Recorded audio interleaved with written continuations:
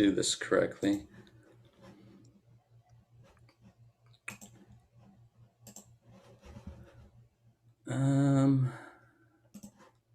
Okay, can you guys see the slide? Yeah. Okay. All right. So today we're going to talk about how to get your offer accepted in a crazy seller's market. So that's me. I'm a mortgage broker, and I, like Nicholas was saying, I am with Seal Beach, in-house lender now. So if you ever want to come and chat, I'll be there Tuesdays and Thursdays, or anytime I'm available. Um, Feel free to ask questions. I don't want this to be a lecture. If you guys have any questions about anything, or if you want to interject some experiences you have about some of these strategies, please do so. Let's make this a conversation. I used to be a high school teacher, so uh, I'm well aware. I remember the 7:30 a.m. class of math, and these just high school students just looking at me like they wanted to be anywhere else in the world, and they weren't even awake. So let's just make this conversation today. So I'm going to talk about some strategies, and I got these strategies from some realtors I work with who are having a lot of great success getting their offers accepted. And some of it is the stuff they're doing it, and some of it is the stuff that I've developed and borrowed from other loan officers that seems to make a big difference. I'm not going to make this very long. It's not going to be. It's going to probably be between 15 and 20 minutes. I know your time is valuable.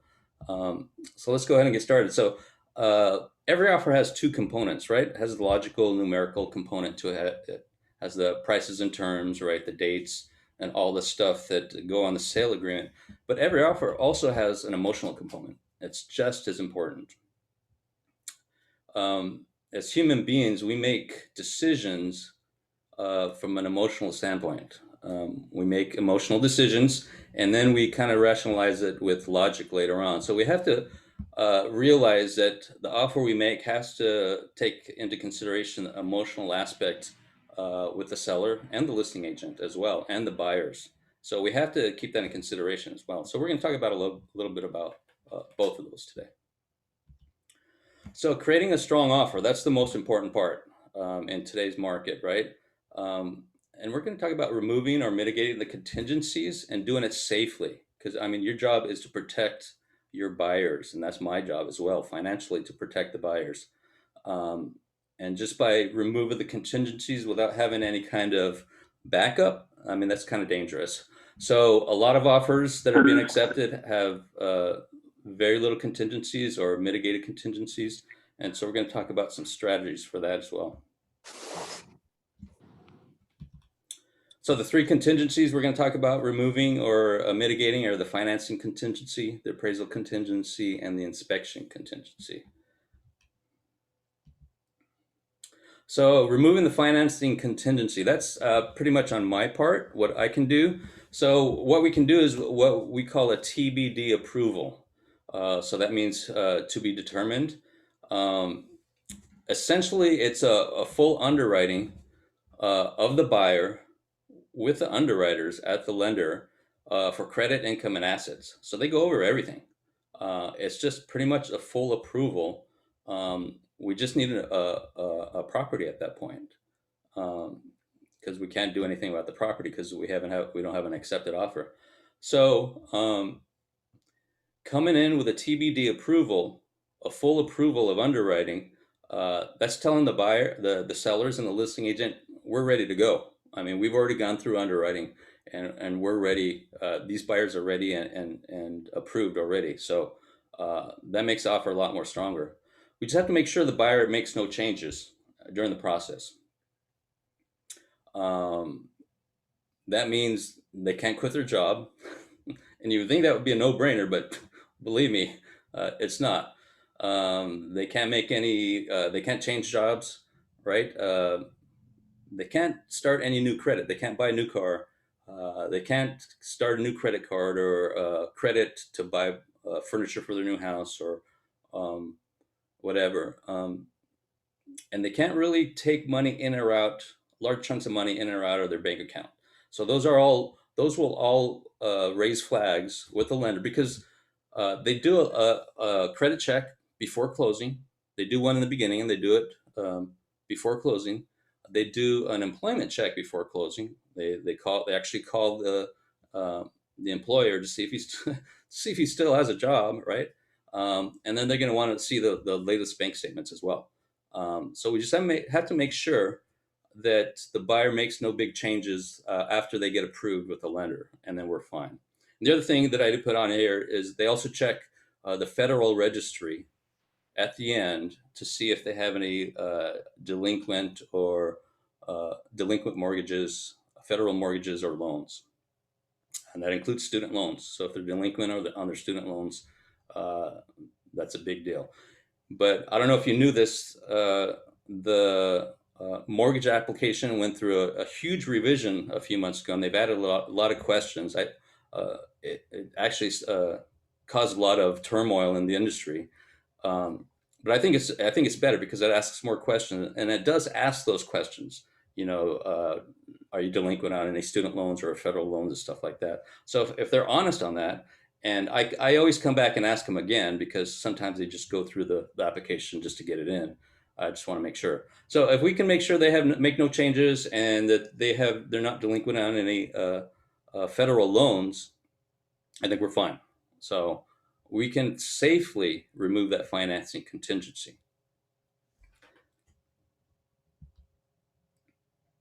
So mitigating the inspection contingency. So I see some agents just removing the inspection contingency, which I think is kind of dangerous. You know, myself. I don't know if Nicholas told you or not, but I was a real estate agent for 10 years before I became a mortgage broker. And I would never do that as a buyer's agent. I think I only did it once or twice, and those were with very savvy investors who went in beforehand and looked at the property and did that. Um, so we don't want to remove it completely, but we can mitigate it. We can just say, you know, we're not going to look at the ticky tack stuff. You know, we're going to look at what I call the three S's, what we call the three S's. We're going to look at the structural components, right? We want to make sure that the roof is in good shape, the foundation is in good shape, the house is, you know, the beams and everything is structurally sound, right? The systems are in good shape. Um, the heating, air conditioning, plumbing, electrical, all those systems are in good shape, and any safety concerns, which electrical and other safety concerns. So we're just going to look at the major stuff, right? And I think a lot of sellers who are proud of their homes will have not have a problem with that. They just get they don't want a 3-page repair addendum, right? They just want to they just want they're okay with fixing the structural things, the systems and the safety. And I think sellers that would balk at that, you know, might be hiding something. I don't know. So that, you know, we might be saving ourselves from something. So a lot of my agents are just kind of mitigating the inspection contingencies. They're not really removing them, and that's something that's for you to decide with your buyers and with your management. You know, to see if you want to remove that or not, because um, your job is to protect your buyers. You know, that's number one, as is mine. So that's a big decision. And the third one is removing the appraisal contingency. And so this is the one I like the most because it's really out of the box, and it really um, it can really save you in a lot of ways. So right now, low appraisals are the problem. So removing the appraisal contingency, and if an appraisal comes in low and you don't have a strategy to mitigate that, you know your buyers are going to have to either come in with a ton of money, or they're going to have to you know, negotiate, which in this market is really hard with sellers, or they're just going to have to find another house. Um, so this strategy that we use is a great way to remove the appraisal contingency to a point. I mean, we have to go through to a dollar amount, and we'll talk about that in a minute. The strategy works when you're bringing 10 to 20% down. It's a lot harder if you're only bringing 5% down, because we need that buffer, that room, and we'll show you how that works in a second. So what we do is, and we raise the loan to value and pay the mortgage insurance in a lump sum. I know that might not make any sense to you. Um, but the big thing is you don't really have to understand this completely because I do, and I can relay this to the buyers. I am going to go over an example to kind of show you how it works, so you have an idea what it looks like. Um, but that's the strategy. We just raise the loan to value and pay a mortgage insurance in a lump sum, and I'm going to explain that in a second. Um, and we remove it to a dollar amount. So that's something we figure out beforehand. Once we figure out how much how much you're gonna how much the offer is going to be, then we can figure out how much buffer we have uh, for the low appraisal. So, but let's look at an example so that we can see what it looks like. Um, so let's say the list price was $700,000, and for whatever reason, this is kind of an extreme example, actually, but I'll show you how. If it works for this extreme example, it could work for lesser examples. So list price is 700. You guys decide to make a purchase price of 780, and this is if a good appraisal comes in. So appraisal comes in at 780. The loan amount's at 724. Right? It's an 80% loan to value. They're bringing 20% down. Interest rate's about 3%. So their payment's going to be 26, 24 plus taxes and insurance. So their cash to close is 20%. And I'm not going to mess with closing costs. I just want to just do an apples to apples comparison. So cash to close is 20%, 156. So that's if the appraisal comes in good, if we get lucky. The problem is the comps aren't keeping up with the higher offer amounts right now, the higher sale amounts. So a lot of appraisals are coming in low. What if it came in a low appraisal? Let's say it came in at 680. Your offer price is 780. Your purchase amount is 780. The appraisal comes in at 680, so it's $100,000 off. Below the purchase price. So they're still coming in with 80%. So the lender's only going to lend 80% of the appraisal amount. So the loan amount goes to 544. Still, interest rate stays the same. The payment goes down, right? Because it's a lower loan amount. 330. It's $336 less. But cash to close is $236. They have to bring another $80,000 in to make this work. Without any kind of strategy to do it differently. A lot of buyers just don't have that. And even if they do, that's a hard pill to swallow, right? So if there's something else we can do to make this work, it would be a lot better. So let's look at the strategy, which I call just we're going to raise the loan to value and buy MI. So same as the second scenario, purchase price is 780. Appraisal comes in $100,000 less. So what we're going to do is we're going to raise the loan amount and have it match the first scenario. But because we're doing that, because the appraised value is so much less, the loan to value goes up to 92%. So that's what I mean. We're going to raise the loan amount, and the loan to value goes to 92%. So once the loan to value goes above 80%, mortgage insurance kicks in. So there's two things you can do. You can pay the mortgage insurance monthly, but we're going to decide just to pay it in one lump sum. So what you can do is instead of paying the mortgage insurance monthly, you can just say, hey, I'm going to write a check and I'm done with mortgage insurance for the rest, as long as I have this loan, as long as I have this house. So in this scenario, the mortgage insurance is going to be about $11,000, a little more than $11,000. Interest rate's going to be about the same. I might have to take a little, a small hit on my compensation to keep the interest rate the same, but that's fine. I'm happy to do it. So the payment stays the same as the first scenario, 26, 24. And you see, cash to close is just $11,000 more than the cash to close in the first scenario. So instead of having to bring an additional $80,000 to closing, all they have to do is bring in an additional $11,000 to close. The payment stays the same. The interest rate pretty much stays the same. The loan to value goes up, But at this point, who cares, right? As long as their buyers just care about their payment. So the loan to value goes up, the loan amount stays the same. You're going to save like almost $70,000 in this scenario. Jesse, Mm-hmm. my name is Bobby Bay. I have a quick question, if you don't Sure. mind.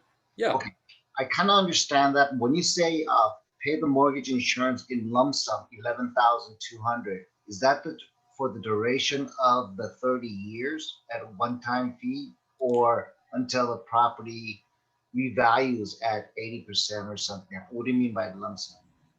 Until it revalues at 80%. Okay. So once loan to value goes below 80%, the mortgage insurance goes away. So essentially, this $11,000 will pay for a mortgage insurance for the loan to value between 80% and 92%. So once you pay that $11,000, you don't have to worry about mortgage insurance ever again. So that's the key to that. I mean, the other alternatives, if they just want to pay, if they don't want to pay that $11,000, they can pay mortgage insurance monthly, just normally, and it'll probably be around $150 more, which is not bad. So they have that choice. I mean, that's just an option to the buyer. That if they just want to pay the mortgage insurance monthly, it'll be $150 added to their payment each month, and then they'll just bring 156 to close, just the 20% down payment again, or the same down payment. So that's their choice, right? Um, so in this sense, you can pretty much write the offer saying, "Hey, we're okay if the appraisal comes in $100,000 low. We're okay. We're fine.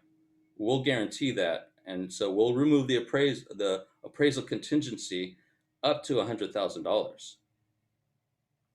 If it comes 110 below, then we have to negotiate a little bit more. Then it's a negotiation, but that's kind of powerful, And this is an extreme example. $100,000 uh, appraisal. The appraisal comes in $100,000 low.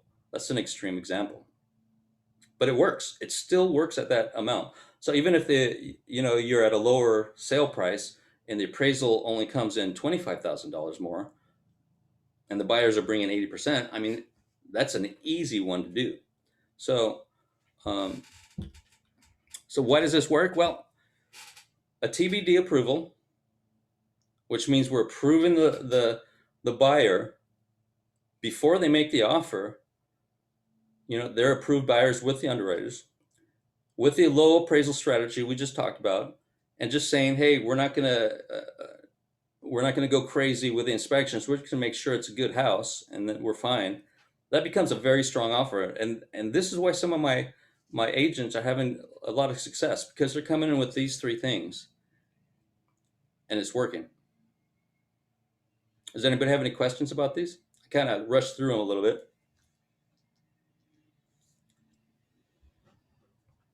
Jesse, there was a question in the chat about Yeah. Does the PMI or the MI go away automatically? I think you still need to get an appraisal, correct? It depends on the lender. Some lenders will just they can do an automated valuation, and it'll be fine. Okay. Yeah. Cool. The only reason you need appraisal is if your home increases in value, and that calculation with the increase in value and your loan amount, that new calculation is at 80%. Like They'll ahead probably of want a new schedule. appraisal. Yeah. But if they're using the sale price, the old sale price, and it goes to 80%, they don't need an appraisal. Okay. And then Mary was just saying that she just had this on a deal and the lender wouldn't even explain, I guess, it this way. And the fact that you showed it this way was very helpful. So thank you. Yeah. So, who said that, Mary? Yeah. So, Mary, here's the key to this. This is why it works. Because we talk about this before we even make an offer, right? We're talking about scenarios. Hey, we're going to have to make an over list price, and this is what it looks like financially. These are what the numbers look like. So the buyers are mentally prepared to make that offer going in, right? So that makes a huge difference. And the other part is buyers are educated and prepared for the low appraisal. We talk about that as well. We talk about the scenarios, what happens if we get a low appraisal? We're going over a list and the appraisals are coming in low. Here's some scenarios to mitigate that. And this is what the numbers look like if we get a low appraisal and use this strategy. So the buyers go in prepared. The buyers go in making an over list offer with more confidence, right? They have less questions because, you know, we all know the buyers who have questions or are confused, they're going to find some way to get out of the deal. It's that simple. This is a huge deal for them, right? Most buyers don't know as much about real estate as we do. And in fact, you know what? I flip properties. I have rentals. I've bought over a couple dozen properties myself, and I still wake up in the middle of the night when I buy a property and so what have I done? I ask myself, what have I done? And I've been in the business for 15 years. So imagine what buyers are like. So you have to educate them about this stuff. You have to talk to them um, in your presentation about what the market is like. How many days are homes are staying on the market? Not many. What is the sale versus list price? We're seeing everything go above list price. What's the percentage of that? So that's what you need to talk about. I need to talk about the financing part, telling them what the numbers look like um, if you make an offer $50,000 over list, telling them what the numbers look like and the strategies are if we get a low appraisal. So when they go in to make that offer, they're more confident. So when they get that low appraisal, oh, we talked about this. It's not a big deal. These are the strategies we talked about. Which one do you want to do? That's a no-brainer. So that's why it works. Not only it works numerically, right? But it's the emotional part. The emotional part, the buyers, that they're ready for this stuff. So let's talk more about the emotional stuff. We've all heard know, like, and trust, right? But that goes to the listing agent as well. A lot of my agents that have success call the buyer's agent. Call the listing agent, right? You want to build rapport with them. Agents want to work with people they know and like. When I was listing homes, absolutely. If I got a call from a buyer's agent and we hit it off, I would try and get that offer accepted if it was a good offer. Absolutely, 100%. Ask questions about the offer. How can you tailor the offer to the seller? What are the seller's needs? What's most important to the sellers? Is it just money? Do they need time to move? Do they want strong buyers? Do they want people they like to come in the house? The question I love is, what can you tell me that will help me make a great offer? If the listing agent likes you, they're going to help you, right? If you can get them on the phone, right? So the emotional part is very important with the listing agents. And the other thing is, I always make the phone call as well because I want to explain these strategies. I want to talk about the strength of the buyer. I want to talk and I'll ask my buyers, how much information can I give? How much information are you comfortable with? Because the more information I can give, if they get a 820 credit score, can I tell them that? If they have a fantastic job and we approved them easily, can I tell them that? Those are other, if they want the house, they usually say yes. So I talk about the strength of the buyer. I tell them that the buyers are approved with underwriting. We're ready to go. They've already been approved with the underwriter. They're already the loan's been submitted to the lender, approved. We're ready to go. We just need a property to approve at this point, and we're ready for a low appraisal. These are things we have to tell the listing agent, and that's my job. That's my job to get on the phone with them and talk about this stuff, right? And also to develop rapport. They want to work with people they like. They want to work with lenders they know. Well, not know, but lenders they like and who are professional and they feel comfortable with and who can close. If I'm talking about these three things, the strength of the buyer, the TBD, And the ready for low appraisal strategy, they're like, oh, this guy's been in the business a while. He knows what he's talking about. Um, the hardest part is getting them on the phone sometimes. They're so busy, they don't answer the phone. So if I can't get them on the phone, I'll do a video. I'll create a video with all this stuff and just send it to them. I'll send it via email and I'll text them a link as well so they can look at it. And I can tell when they watch it too. So I can follow up with a phone call and try and get them on the phone. So um, the emotional part, right? People want to work with people they know and like. And I think the loan officer call really, really helps as well getting your offers approved. Um, so some miscellaneous strategies that are not the big three that I like. So I think in this market, you have to do your best offer in terms up front. You can't just put an offer in and hope to negotiate um, a better price, or if there are multiple offers, up your price later on. You have to get your best offer in terms up front so you can be competitive. Offer to pay sellers closing costs. Talk to your buyers.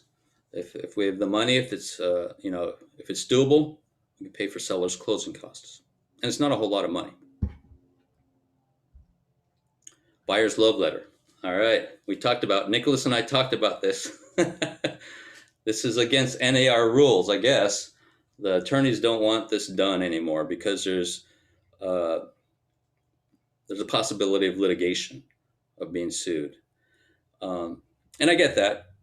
Um, but Nicholas and I were talking about this, and we're going to talk to the management at Coldwell Banker, because most of the liability is with the listing agent and the seller, right? The buyer's the one who's going to initiate the lawsuit if they feel like they've been. And for those who don't know, the reason that the buyer's love letter is just a letter you write about the buyers with a picture and all that stuff. There's a possibility of discrimination if it's a person of color or something like that. If the buyers think that they were discriminated against because they're different for whatever reason. So the attorneys at NAR have said we shouldn't be doing this.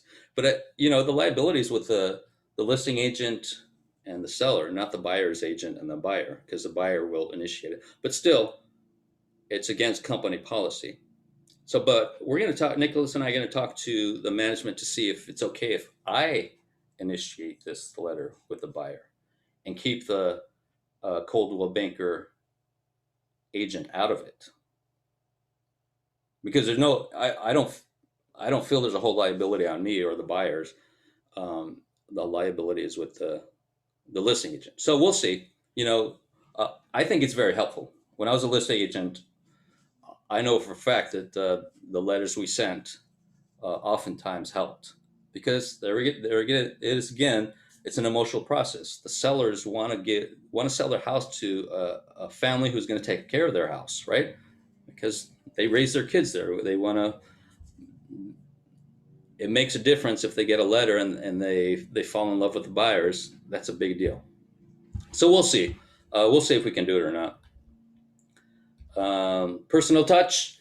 A loan officer friend of mine said he had an agent that did this. While they were touring the house, they saw the guy loved whiskey. He had pictures and whiskey, great whiskey. So he wrote in the contract, buyer to pay $5,000 closing costs, but also to present a nice bottle of whiskey to the sellers at closing. And the sellers love that offer. So I don't know. Is that a RESPA violation? I don't know. We'll have to see. But again, it tugs at the emotional part, right? We want to make a difference. We want to stand out somehow, and offering a nice bottle of whiskey. I heard a story during COVID. Someone offered like toilet paper or something like that, like many rolls of toilet paper. So that was pretty. If nothing else, it makes the sellers laugh and the listing agent laugh, and that makes a big difference. Rent back agreement. If the sellers need time to move, and if your buyers can do it, why not? You can't do it more than 60 days. The loan requires people to move in within 60 days, and all conforming loans have that requirement. So you don't want to do it over 60 days or it becomes an investment property. largest EM possible. Uh, Makes it sound like you're serious. An escalation clause. I used to use escalation clauses. Um, I'm not sure they're great in this market, but something you can think about. And this one is submit a complete RPA. Your purchase agreement. I was surprised when I was a listing agent how many crummy RP. We call them sales agreement in Portland. Sales agreement I got incomplete, horribly written. I'm not going to do business with someone who does that. Absolutely. So submit a complete RPA. You know, um, I never left blank lines. I would just put an NA or something like that. So that makes a big difference. And just a closing thought. I mean, right now in this market, and we're focused on price. We're focused on days on market. We're focused on how many offers there are. Just don't forget about the human side of our business. I mean, it makes a big difference. It makes a huge difference. Standing out uh, uh, amongst other offers and getting your offer accepted. And that's it. Quick and easy. But some of these are very powerful, especially the big three used together. That creates a very strong offer. Anybody have any questions?